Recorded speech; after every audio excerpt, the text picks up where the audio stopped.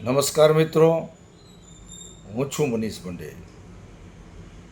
અમરેલી જિલ્લાની અંદર ભાજપના 5 ચૂંટાયેલા ધારાસભ્ય છે, એક ચૂંટાયેલા સંસદ સભ્ય છે.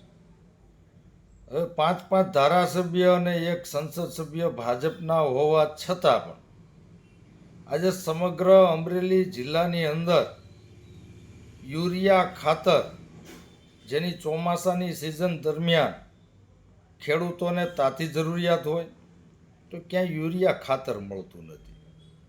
અનાયાસે જો કોઈ સહકારી મંડળી કે સંઘમાં યુરિયા ખાતર મળી જાય તો એની સાથે નેનોની બોટલ છે એ આપવામાં આવે છે.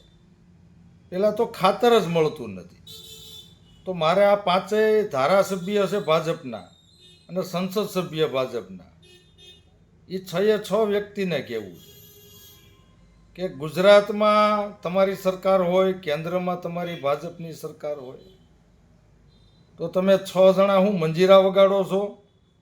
અમરેલી જિલ્લાની અંદર ખાતરની અછત કેમ સર્જાય છે ભાઈ? અને તમે ખેડૂતોને મૂર્ખ બનાવવા સિવાય બીજો કંઈ ધંધો નથી કરતા. તમારી ભાજપ સરકાર અને તમો ભેગા મળીને ખેડૂતોને મૂર્ખ બનાવી રહ્યા છે. ગત ઓક્ટોબર 2024 અતિવૃષ્ટિ માટેનું જે રાહત પેકેજ થોડાક સમય પહેલાં જ ગુજરાતની તમારી ભાજપ સરકારે રેલો આવતા મજબૂર વશ થઈને જે ડિક્લેર કરવું પડ્યું અને મોટા ઉપાડે જે ફાંકા ઠોક્યા હતા કે ભાઈ 14 જુલાઈ 2025 સોમવારથી આના ઓનલાઈન ફોર્મ ભરાવાના શરૂ થઈ જાય. આજે 29 જુલાઈ 2025 છે, હજી તમારા ક્યાંય ફોર્મ ભરવાના ઠેકાણા નથી અને કોઈ જાતનો સર્વે થયો નથી.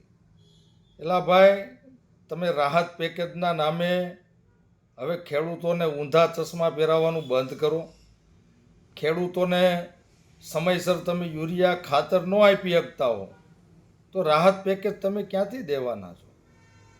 પણ હવે અમરેલી જિલ્લાના ખેડૂતો આ ભાજપના ધારાસભ્યોને, સંસદ સભ્યોને સારી રીતે ઓળખી ગયા છે. એનો જે અસલી ચહેરો છે એ અમરેલી જિલ્લાના ખેડૂતોએ હવે જોઈ લીધો છે. આનો જવાબ હવે અમરેલી જિલ્લાના ખેડૂતો આવનાર જે સ્થાનિક સ્વરાજ્યની ચૂંટણી છે એમાં જરૂરથી આપવાના છે. અસ્તુ. જય હિન્દ, જય જય ગરવી ગુજરાત.